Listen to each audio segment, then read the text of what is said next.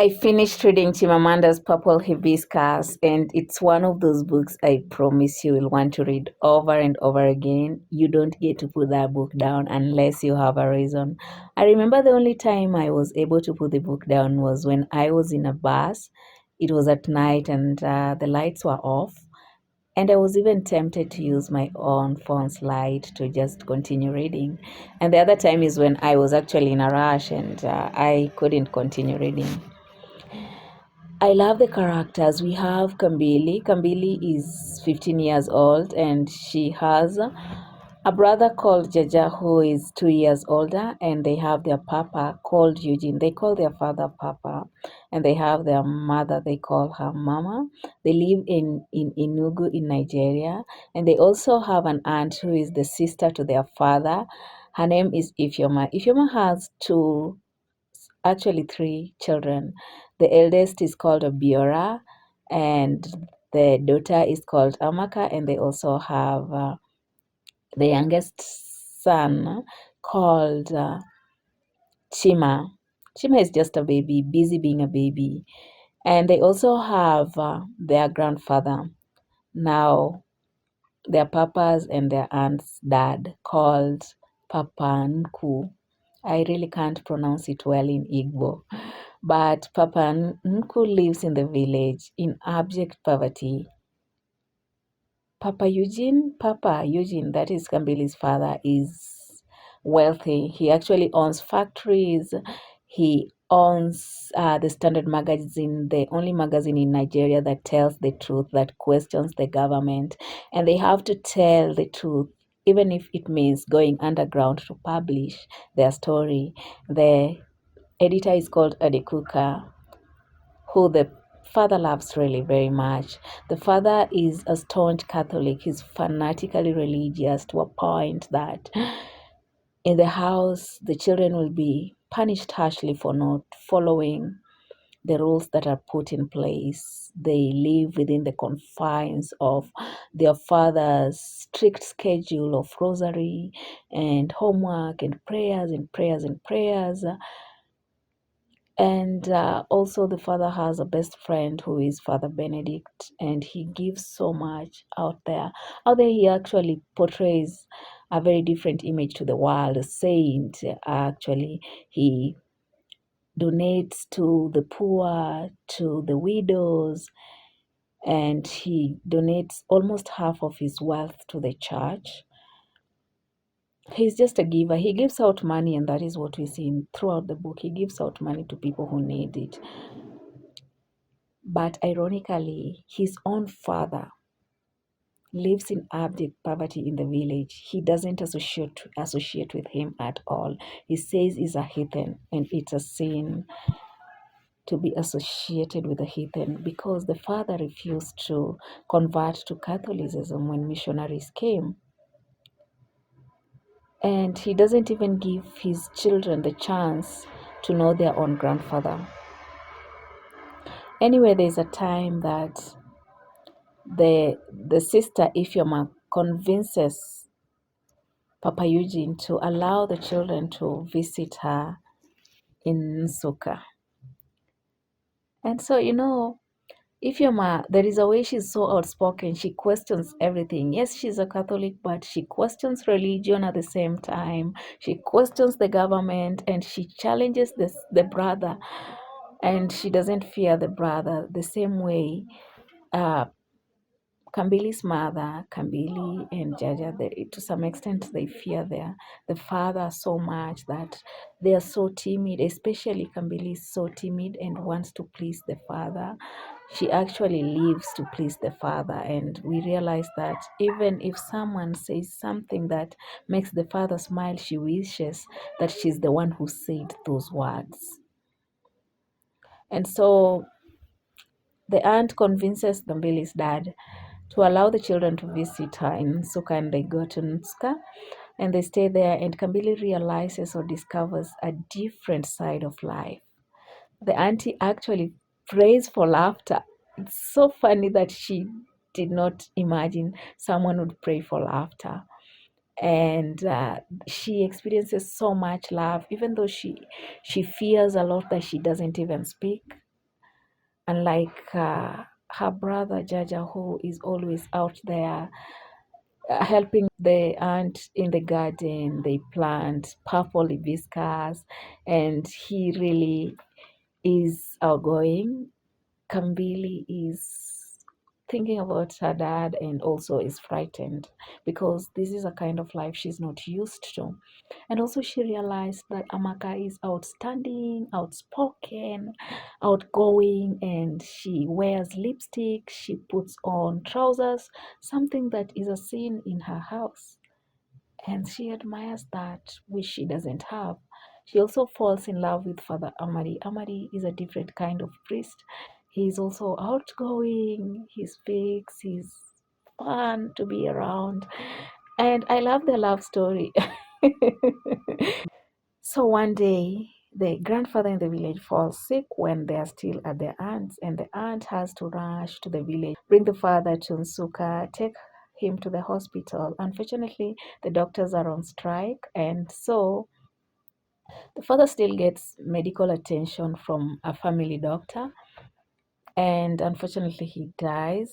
But the Papa, Eugene, Kambili's father, realizes that or hears that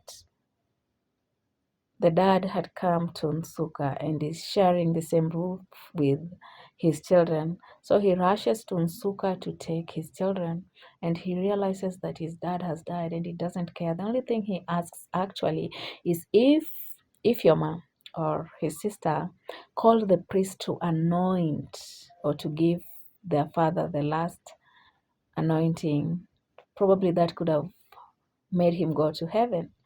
And he doesn't even care that his dad has died.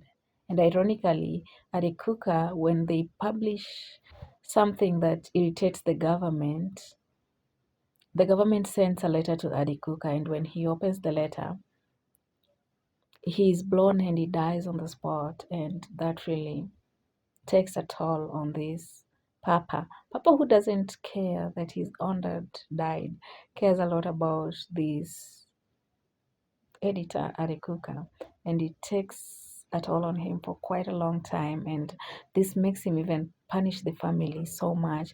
Actually, when he comes back with Kambili and Jaja to their house, he punishes them. He boils their feet in hot water, telling them that they could have used their feet to run away from sin. Why did they share a roof with a heathen? And that is their grandfather. Anyway, the story is beautiful, and I want to tell you that the abuse continues and continues, and you realize that Kambili is 15 years old, and the mother keeps miscarriages, a lot of miscarriages. Ever since Kambili was born, this mother has been going through a lot of abuses that leads to miscarriages that she never talks about. She never tells, you know. She never tells. She's overprotective of the husband, and she's going through a lot of abuse. The children are abused every single time. There's a time that Kambili is punished because she broke the fast. Actually, she was on her periods and the cramps were so intense that she had to eat something for her to take some meds. And just tries to stand up for her, convincing the dad that she's on her periods, that's why she broke the fast, but she's punished brutally. Another time she's punished is when their father finds them admiring the painting of their grandfather that she was gifted by Amaka. And the father tears the painting to smithereens. And this is the first time we see Kambili rebelling. She actually falls on the floor on those smithereens and cries. And the father hits her so hard, beats her so hard that she wakes up in a hospital bed 3 days later. And besides her is her father sitting there crying. The pattern of an abuser. He beats you, then treats you. And that is actually what happens to the mother. She's beaten and then she's treated. And then she protects the father. Anyway. And so When she gets healed, the aunt comes for her, takes her to Nsuka. She doesn't want Kambili to go back to that abusive home. And in Nsuka, that's where Kambili gets the chance to confess to Father Amadi how much she loves her. But Father Amadi is just a priest, and he's actually gotten a transfer to Germany, and he'll be going to Germany very soon. Remember that the aunt too will have to leave Nsuka and will have to go to America because she doesn't have another option. She's been dismissed.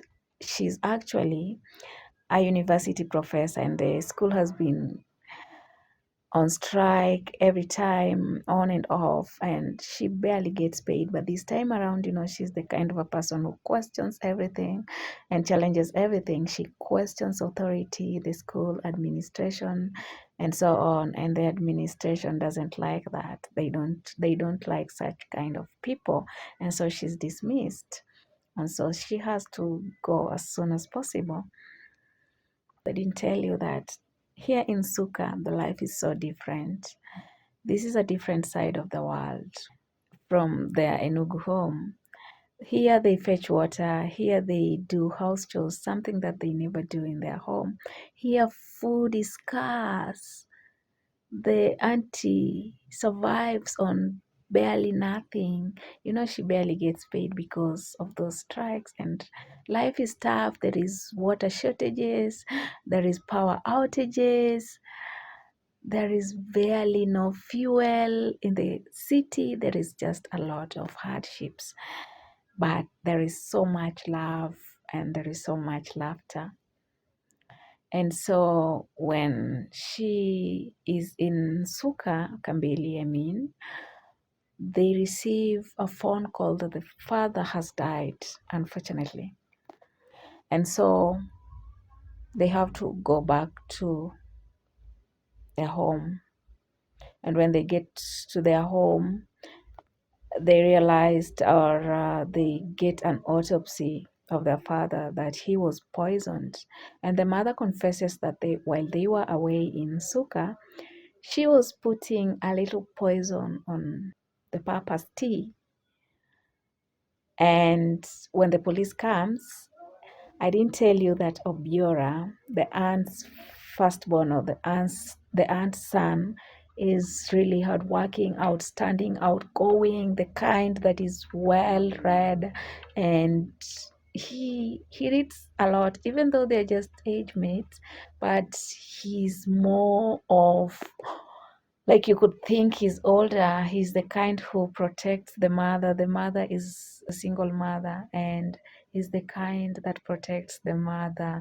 And this is something that Jaja kinda saw and wished he could also protect their mother, because if he could earlier, probably he thought that maybe the abuse could not have happened or could have not gone that far.